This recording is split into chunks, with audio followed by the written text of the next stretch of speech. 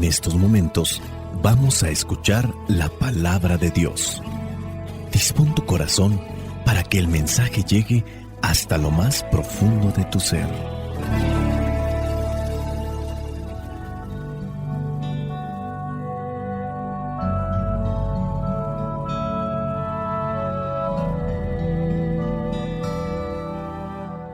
El evangelio que la iglesia nos presenta el día de hoy en esta memoria de los santos ángeles custodios corresponde a Mateo capítulo 18, versículos del 1 al 5 y versículo 10. Dice así: En aquella misma ocasión los discípulos se acercaron a Jesús y le preguntaron: ¿Quién es el más importante en el reino de los cielos? Jesús llamó entonces a un niño, lo puso en medio de ellos y le dijo: Les aseguro que si ustedes no cambian y se vuelven como niños, no entrarán en el reino de los cielos. El más importante en el reino de los cielos es el que se humilla y se vuelve como este niño, y el que recibe en mi nombre a un niño como este, me recibe a mí. Versículo 10. No desprecien a ninguno de estos pequeños, pues les digo que en el cielo los ángeles de ellos están mirando siempre el rostro de mi Padre Celestial. Palabra de Dios, te alabamos, Señor. Señor Jesucristo, nuestro divino Salvador, enseñando a los hombres el fuego de tu amor.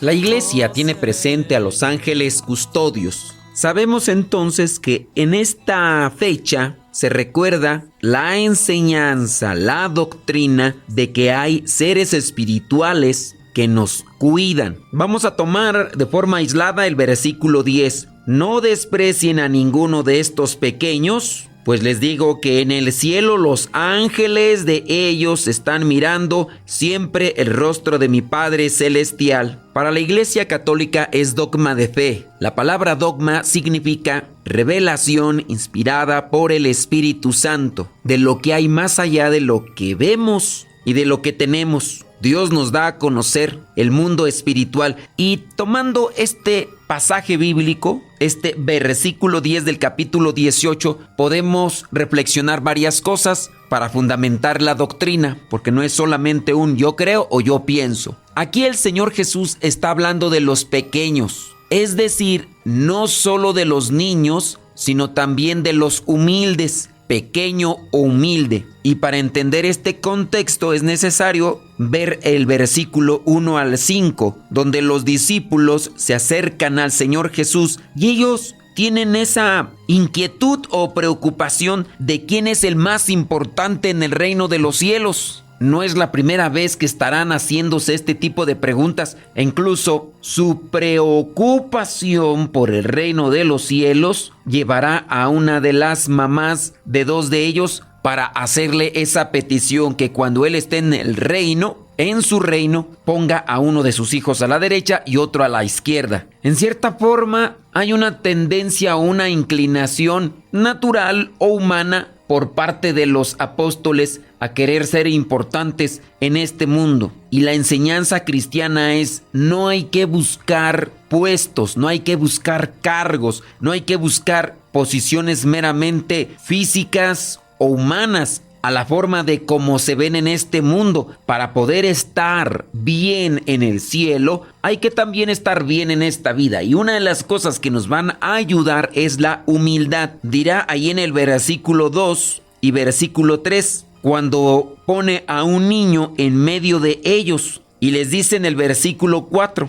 que el más importante en el reino de los cielos es el que se humilla, el que es humilde. Hablar de los pequeños, como lo dice en el versículo 10, que no es solamente el niño, sino el humilde, sencillo. Ya ahí entonces se habla de un ángel. Y no quiere decir que solamente los que son humildes tienen un ángel. Todos los hijos de Dios tenemos un ángel y ese está en la presencia de Dios. Esto significa que la vida de cada ser humano tiene un valor infinito, ya que Dios mismo asigna a cada persona un protector celestial. Los ángeles, en este caso de la guarda, no actúan por cuenta propia, sino que cumplen la misión que Dios les encomienda, y la misión es cuidar, guiar, acompañar y llevar nuestras oraciones ante Él. Dice el versículo 10, pues les digo que en el cielo los ángeles de ellos están mirando siempre el rostro de mi Padre Celestial. Si nosotros miramos el Catecismo de la Iglesia Católica, en su número 336 dice, recuerden que esta es doctrina de la Iglesia, desde su comienzo hasta la muerte, la vida humana está rodeada de su custodia y de su intercesión. Cada fiel tiene a su lado un ángel como protector y pastor para conducirlo a la vida. Estos ángeles nos cuidan, nos guían, nos acompañan, nos resguardan de la maldad espiritual y en algunos casos y en algunas situaciones podrán intervenir para resguardarnos del mal físico. No necesaria y únicamente es para resguardarnos del mal físico. Dígase en estos casos de violencia, como puede suceder en nuestros tiempos, sino principalmente del mal espiritual, del que estamos al acecho constantemente, porque como lo dirá la misma carta de San Pedro, el diablo anda como león rugiente buscando a quien devorar. En esa misma línea también se encuentran los demonios, que son los ayudantes del maligno. El texto que hemos mencionado, que es el versículo 10, fundamenta entonces la creencia de que cada persona tiene un ángel y este ángel ve el rostro de Dios, le presenta nuestras oraciones. Esto en cierta forma puede significar varias cosas. Primero, presencia en la tierra. Este ángel nos cuida, nos protege y nos acompaña. Es la misión que se les ha dado o que se le ha dado en lo particular a cada uno de ellos. Pero también tiene una presencia en el cielo. No quiere decir que son omnipresentes, no lo son, pero sí pueden estar con nosotros, pueden estar en el cielo. Interceden constantemente ante Dios, llevando nuestras súplicas y necesidades. Quizá la interrogante y la angustia será, ¿y nos dejan abandonados? El cristiano no está nunca solo, está bajo la mirada amorosa de Dios y bajo la custodia de un ángel. El maligno como tal no puede como tal abusar de nuestra libertad y abusar de nuestra integridad a su gusto. Ese ángel nos estará resguardando. Esta enseñanza, esta doctrina nos tiene que llevar a varias cuestiones prácticas de forma espiritual. Tener confianza. No estamos solos en las luchas de la vida. Nuestro ángel custodio nos acompaña incluso en los momentos más difíciles, hablando desde el tono espiritual, pero también dentro del plan físico. Como enseña a nuestro Señor Jesús, debemos tratar con dignidad a todos, sobre todo a los más débiles, porque cada uno tiene un ángel que contempla a Dios. Despreciar a alguien de alguna manera puede ser también ofender a su ángel, y ahí entonces hay que respetar al prójimo. Nosotros dentro de la iglesia tenemos una oración a ese ángel custodio. Podemos saber una u otra oración, pero también hay que tener mucho cuidado, ya que se llegan a dar enseñanzas distorsionadas, desviadas de lo que es la enseñanza bíblica. En la carta a los Colosenses, San Pablo está advirtiendo de cómo algunos ya desde aquel tiempo le rinden culto, y eso puede incurrir en un tipo de idolatría. En nuestra actualidad hay una corriente ideológica llamada angelología, que no necesariamente es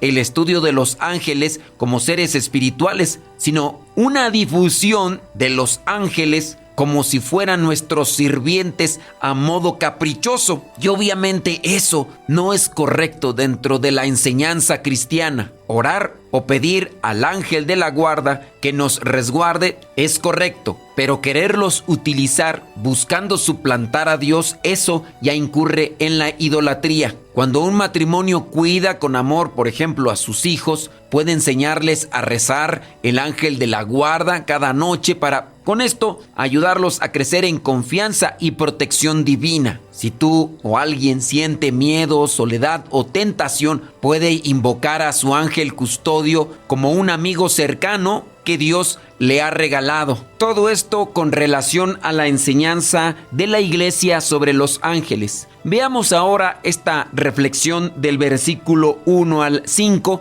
que es una invitación a vivir en humildad. Versículo 1. ¿Quién es el más importante en el reino de los cielos? Esta pregunta de los discípulos nace de una mentalidad que siempre nos acecha. Esa mentalidad de poder, comparación o posición social. Podría ser que ante esta pregunta de los discípulos al Señor Jesús se diera una llamada de atención fuerte. Pero el Señor Jesús no reprende la inquietud humana de querer saber quién es el más importante, sino que ofrece un camino distinto, que es reflexión. La verdadera grandeza no es estar arriba o ocupar un cargo. La verdadera grandeza es ser pequeño, ser humilde. En el trabajo, en la parroquia, hay muchas veces quienes compiten por títulos, reconocimientos. ¿Quién dirige esto? ¿Quién dirige aquello? ¿Quién es el más importante? Esa lógica produce sentimientos que pueden ser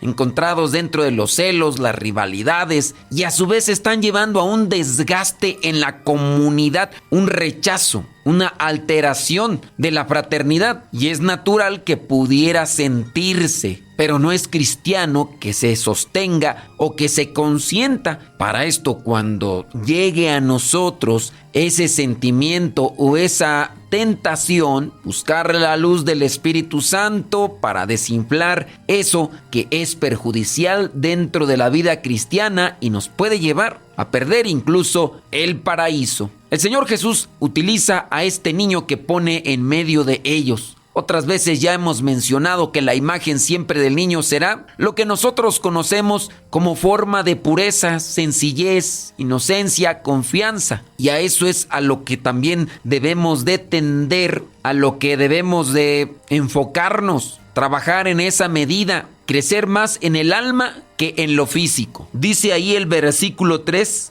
les aseguro que si ustedes no cambian y se vuelven como niños, en este caso, la conversión que exige el Señor Jesús no es una cosa caprichosa, es un cambio profundo. Pasar del orgullo a la humildad, a la confianza en Dios. Hay que buscar trabajar en la humildad para estar más cerca de Dios. El versículo 4, el más importante en el reino de los cielos es el que se humilla. Aquí el Señor Jesús viene a redefinir esa grandeza. Los primeros en el reino son los humildes. Y podríamos aplicarlo de esta forma. La jerarquía de Dios es la del servicio. ¿Qué hacemos para crecer en la humildad? Pidámosle al Espíritu Santo que nos ayude a encaminarnos a esa forma de vida, a esa actitud de humildad. Pidámosle al Espíritu Santo que ilumine nuestros pensamientos, porque esos pensamientos son los que nos llevan al desorden, a la ambición, a la arrogancia, a la prepotencia. Que cuide nuestras palabras, con ellas nos enredamos y nos envolvemos en la aspiración a las cosas meramente materiales. Que cuide nuestro corazón,